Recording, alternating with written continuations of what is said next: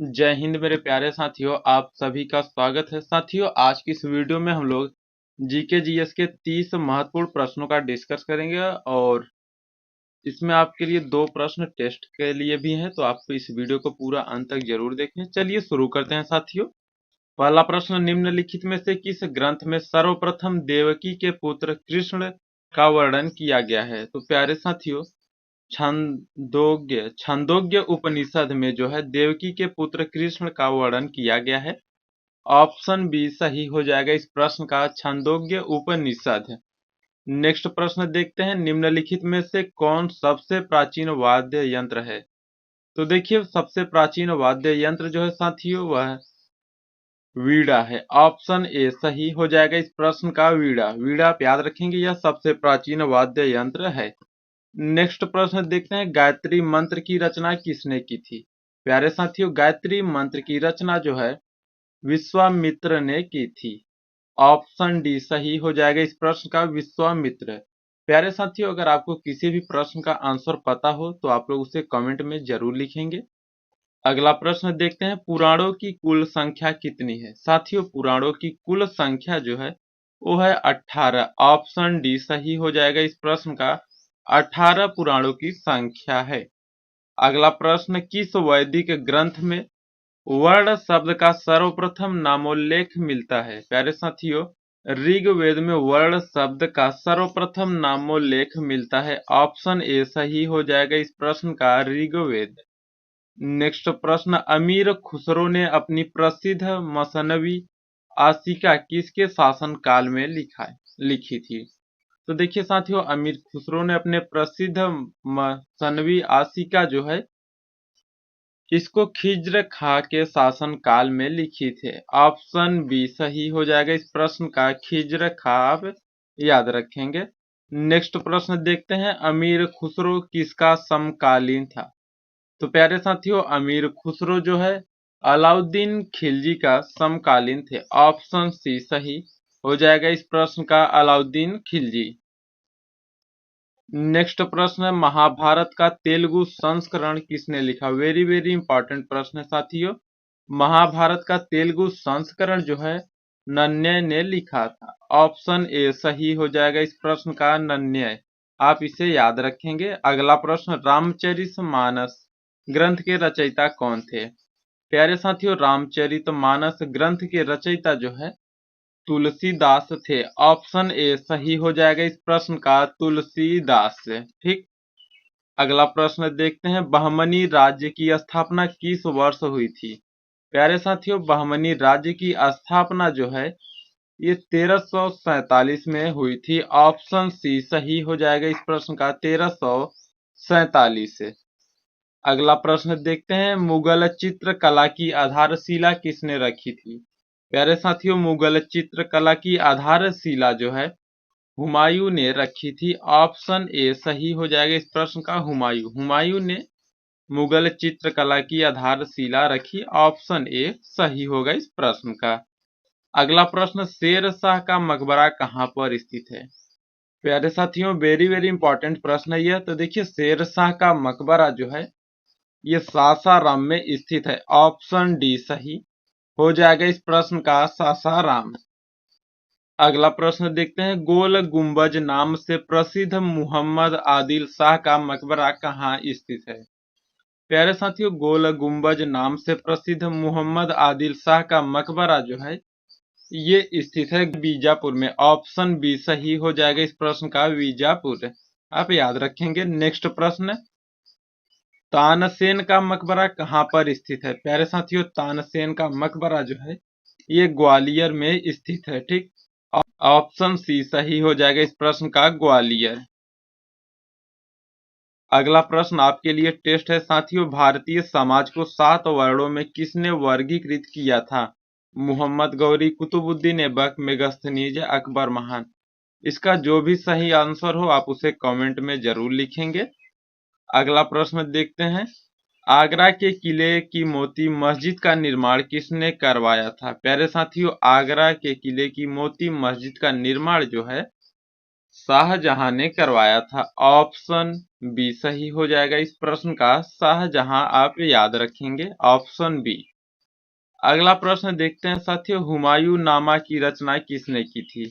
प्यारे साथियों, हुमायूं नामा की रचना जो है ये गुलबदन बेगम ने की थी। ऑप्शन ए सही हो जाएगा इस प्रश्न का, गुलबदन बेगम। प्यारे साथियों, अगर आपको ये वीडियो अच्छा लग रहा है तो आप इसे लाइक करें, शेयर करें और इस चैनल को आप लोग सब्सक्राइब जरूर करिएगा। अगला प्रश्न देखते हैं, भारतीय शास्त्रीय संगीत पर सर्वाधिक फारसी कृतियों की रचना किस मुगल बादशाह के काल में हुई थी?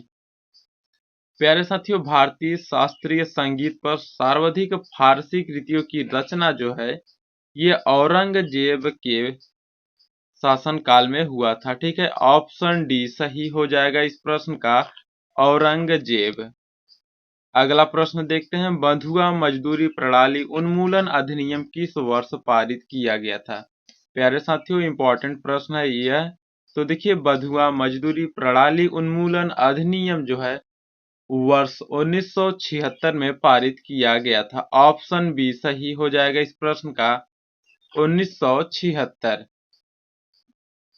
अगला प्रश्न देखते हैं, शिक्षा का अधिकार अधिनियम 2009 संसद द्वारा कब लागू किया गया था? तो साथियों, शिक्षा का अधिकार अधिनियम 2009 संसद द्वारा जो है ये लागू किया गया था 1 अप्रैल 2010 को, यानी ऑप्शन सी सही हो जाएगा इस प्रश्न का, 1 अप्रैल 2010।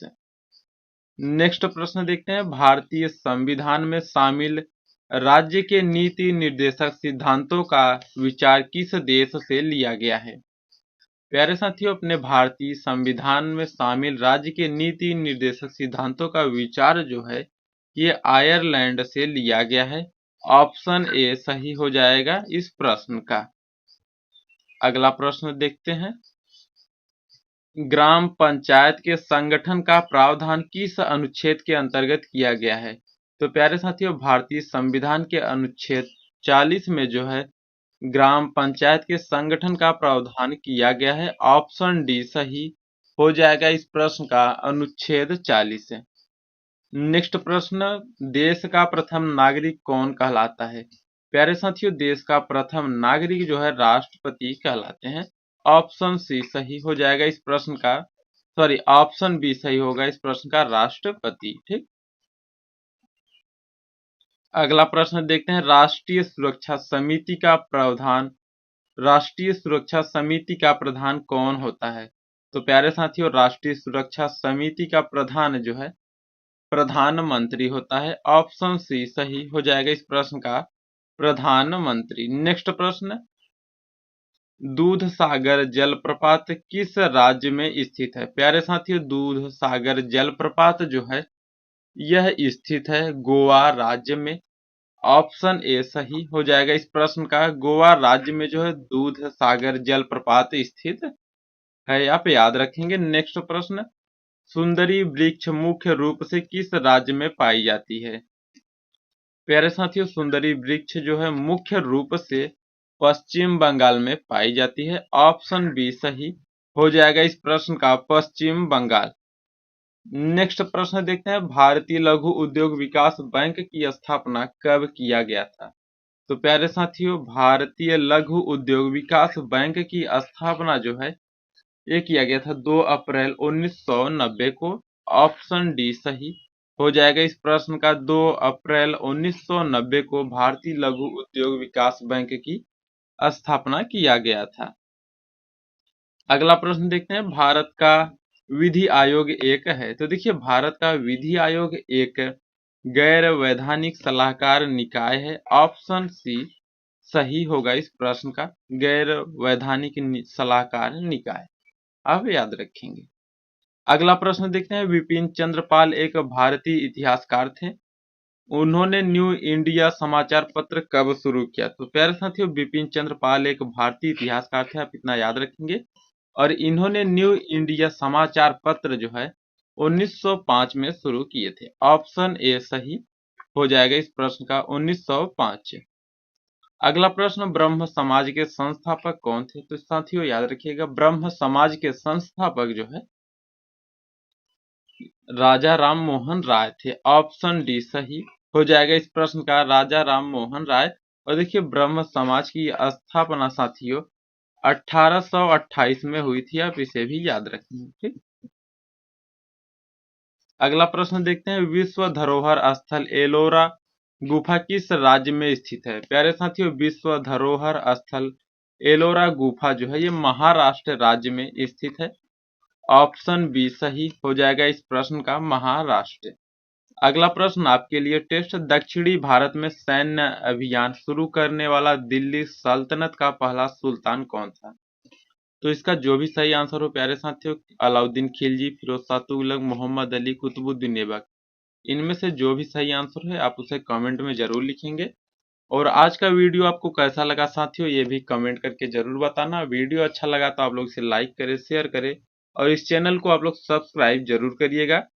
और मन लगा के पढ़ाई करिए, अपने सपने को पूरा करिए। फिर जल्द ही मिलते हैं एक नई क्लास में। जय हिंद।